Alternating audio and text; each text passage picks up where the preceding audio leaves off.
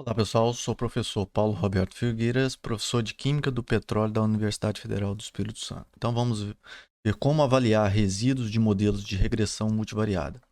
Podemos fazer essa avaliação de três formas: pelo teste para viés, para investigação de erros sistemáticos. Podemos ver com a ANOVA, com a avaliação da falta de ajuste. E uma terceira forma, que é o teste de permutação para avaliação de tendência. O teste para viés, ou seja, avaliação de erros sistemáticos, ele é feito para avaliar se, em média, os erros que estão sendo gerados em cada amostra de previsão, eles está acima ou abaixo de zero. Ou seja, se eu tenho uma média nos erros acima de zero ou abaixo de zero, ou seja, um erro positivo ou um erro negativo em média. Então, por isso, esses erros sistemáticos. Ora, como que é feito? Primeiro eu calculo o valor de viés ou bias, que é a média desses erros. Então aqui é o valor de erro, o valor real menos o valor previsto. Então eu tiro a média do valor de erro e aqui eu calculo o desvio padrão. Com a média e o desvio padrão, eu calculo uma estatística T. Essa estatística T é dado. Aqui eu coloco o módulo do valor de viés vezes a raiz da quantidade de valores que eu tenho no conjunto de teste, dividido pelo valor de desvio padrão. É lógico que eu posso calcular também para o conjunto de calibração, mas é mais comum a gente aplicar no conjunto de teste. E esse T calculado ele segue uma distribuição T de student com n-1 graus de liberdade. Então, avaliando aqui os resíduos do modelo PLS para estimar o teor de carbono orgânico em amostras de solo, aparentemente nós temos esse tipo de tendência presente nos resíduos. É lógico que eu estou olhando aqui somente o conjunto de previsão, que são essas amostras em asterisco. E o p-valor calculado para esse teste deu 6,108 vezes 10 elevado a menos 7, ou seja, um valor muito baixo. Então aqui indica que eu não tenho a presença de erro sistemático nos meus resíduos.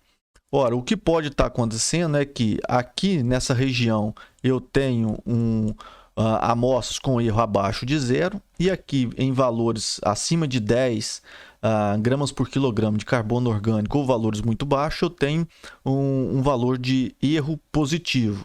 E como eu tiro a média deles, ou seja, eu vou somar todos os meus valores, então acaba que nessa média esse valor fica muito próximo de zero.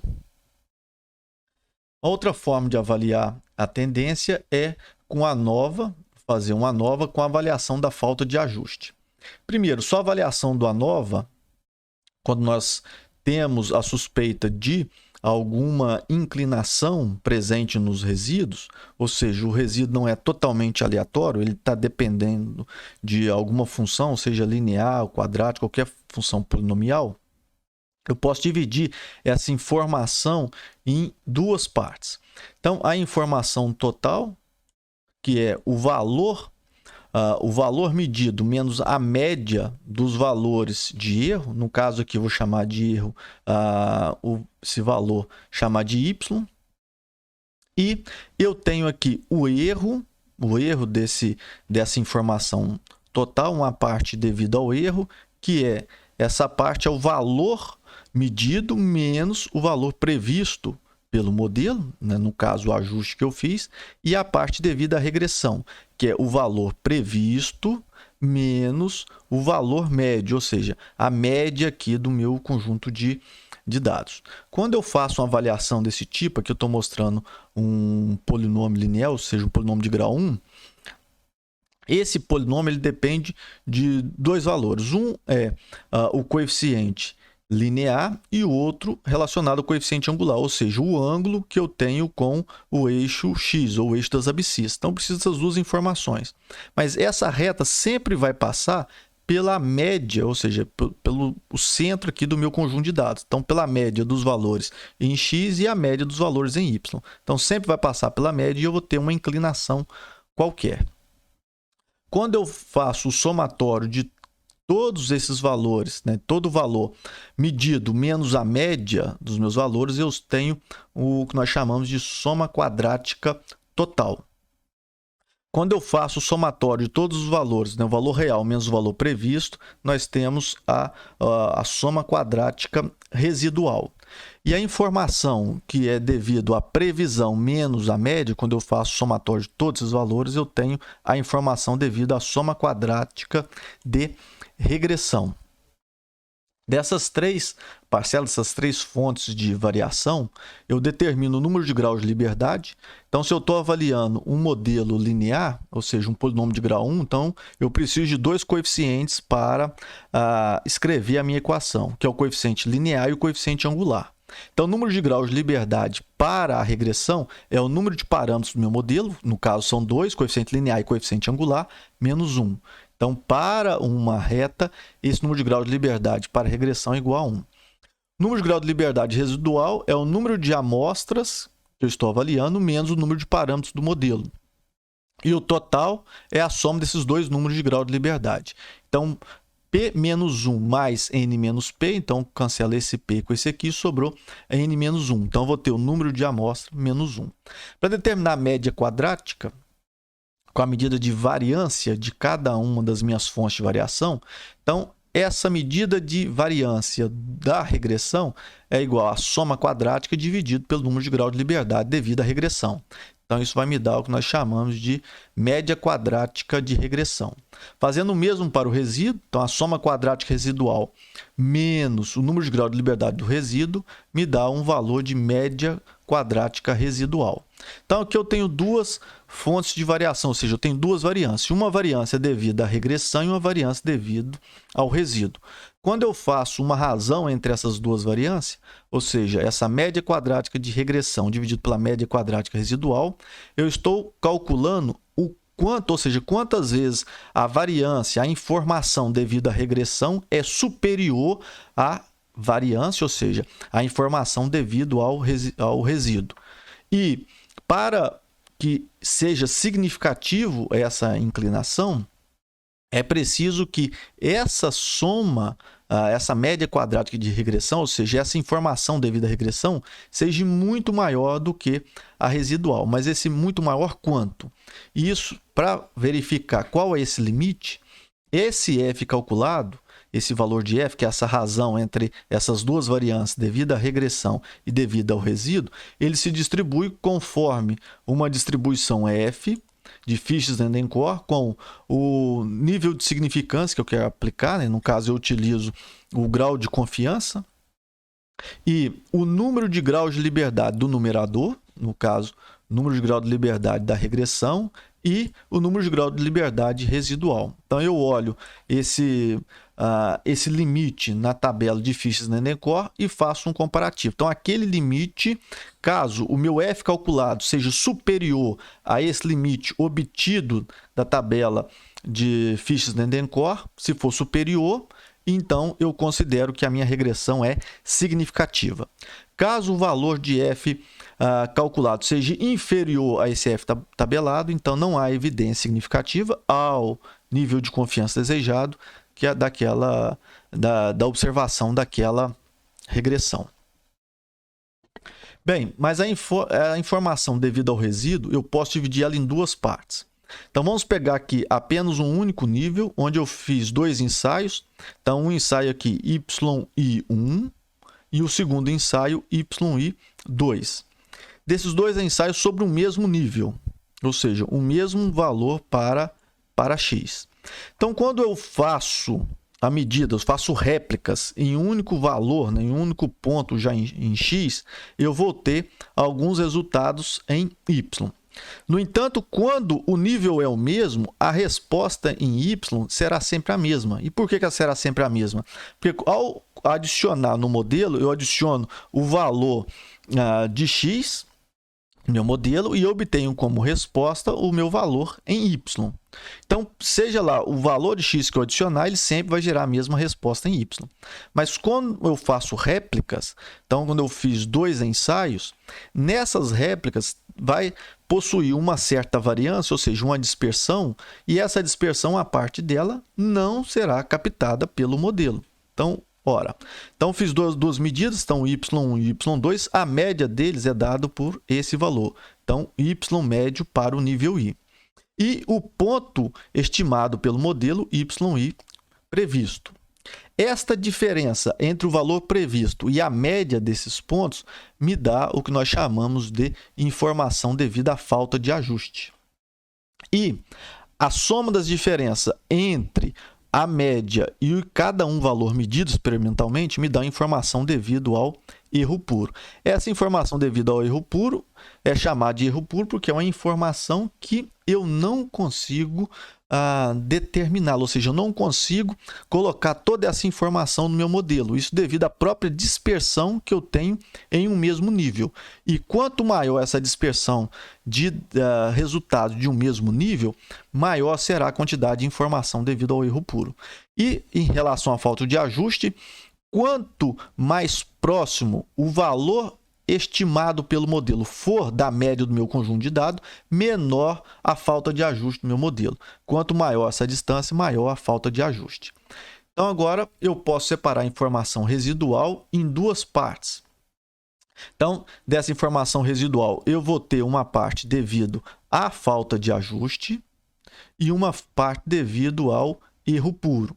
Então, vou fazer da mesma forma que da tabela nova tradicional, onde eu tenho informação devido à regressão e devido ao resíduo. Só que aqui o resíduo eu vou dividir ele em duas partes. Então, uma parte devido à falta de ajuste, que é o valor previsto naquele nível, né? Eu vou somar todos os valores previstos naquele nível, menos a média do nível, que vai me dar essa parcela, que é a informação devido à falta de ajuste, e a outra parte da informação, que é devido ao erro puro, que é a informação de cada nível, né? A informação de cada nível menos a média daquele nível, ou seja, uma quantidade de informação que não tem como ser captada pelo modelo. E essas duas fontes de informação, essas duas somas quadradas, vai gerar, ou é igual à soma quadrática residual. Com relação ao número de graus de liberdade, então, o número de grau de liberdade da parte de erro puro vai ser o somatório de cada número de réplicas em cada nível menos 1. Ou seja, então somando isso tudo aqui, eu vou ter o número de amostras que eu tenho menos o número de níveis que eu estou avaliando. Então, se eu estiver trabalhando com 50 níveis e fizer replicados, então eu vou ter um total de 100 amostras, então N vale 100, mas a quantidade de níveis 50. Se eu fiz duplicado, então eu vou ter 50 níveis. Então, 100 menos 50 vai dar um total de 50. Mas se eu fizer triplicatas, então ao total eu vou ter, se eu tenho 50 níveis e eu estou fazendo triplicata, total então eu vou ter 150 pontos. Então o N vai valer 150, mas a quantidade de níveis continua sendo a mesma, 50. Então o número de graus de erro puro nesse caso vai ser 150 menos 50 vai ser igual a 100. Para a falta de ajuste, então eu tenho o número de amostras menos o número de parâmetros do meu modelo, menos o número de amostra menos o número de níveis. Então, resolvendo a subtração, eu vou ter que o final é o número de níveis menos o número de parâmetros do modelo.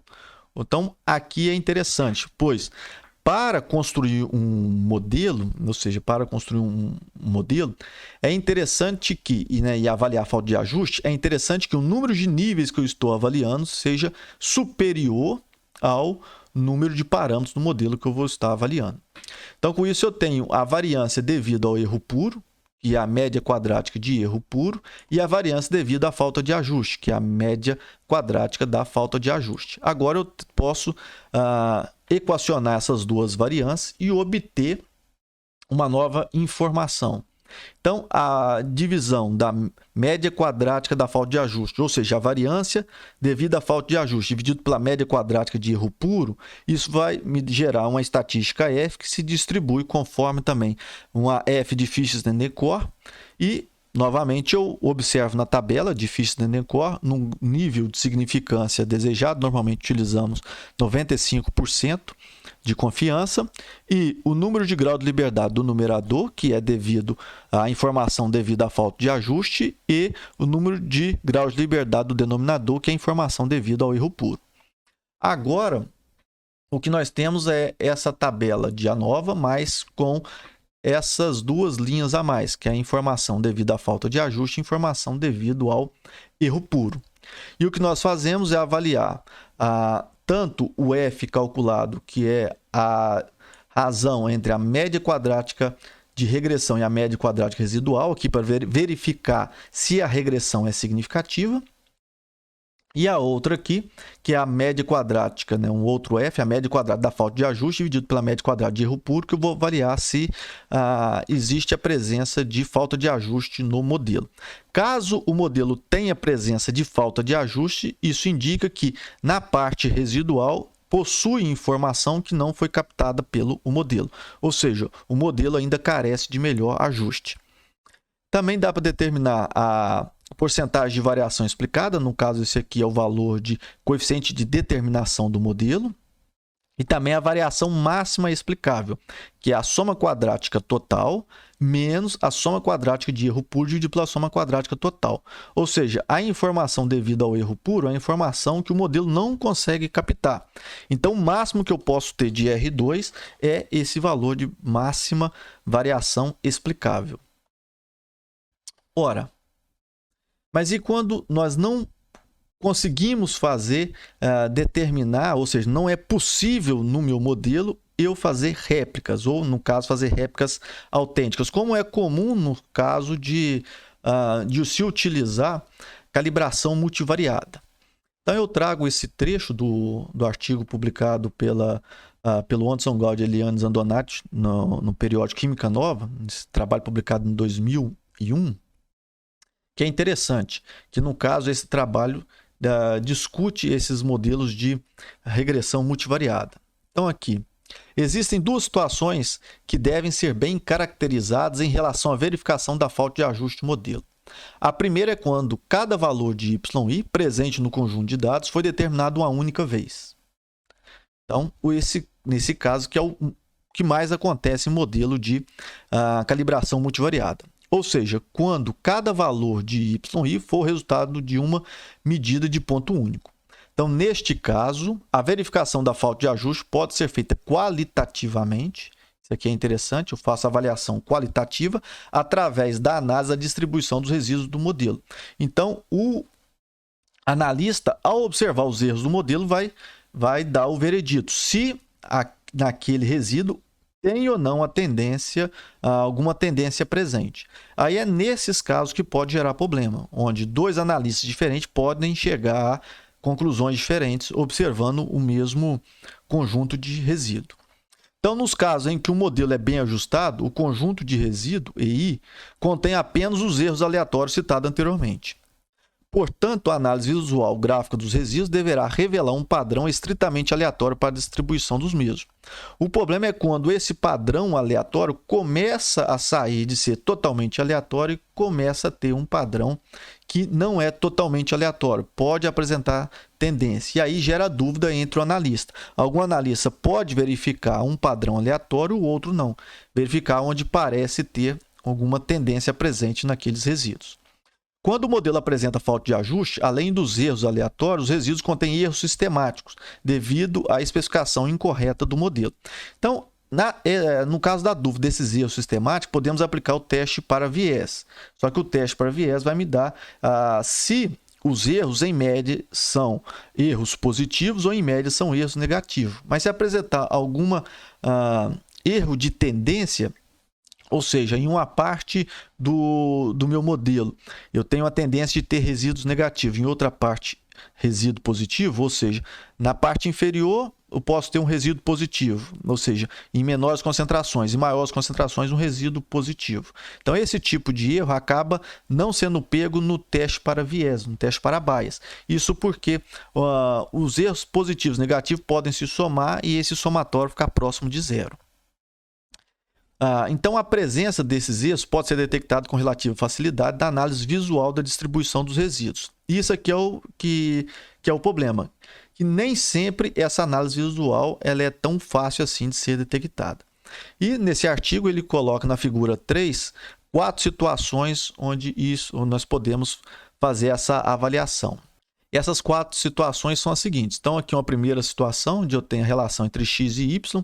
Então, existe uma relação linear entre x e y, e os dados parecem ser totalmente aleatórios, os pontos parecem ser distribuídos aleatoriamente em razão dessa relação que existe entre x e y. No caso 2, eu não tenho uma relação entre x e y, então aqui essa reta parece passar pela média dos valores de y, mas os dados parecem estar dispostos aleatoriamente em torno da média. Ou seja, não há uma relação causal entre x e y, diferentemente no caso 1, onde parece ter uma relação causal entre x e y. Tem o caso 3, onde a relação causal entre x e y parece existir, no entanto, os pontos não estão dispersos, né, aleatoriamente em torno dessa relação causal, dessa reta. E o caso 4, onde não aparece uma relação causal entre x e y, e os pontos parecem não estar totalmente aleatórios, ou seja, parecem seguir uma tendência. Pois vejam só, aqui no caso 3, os dados parecem ter essa tendência, e aqui no caso 4, parecem ter essa outra tendência.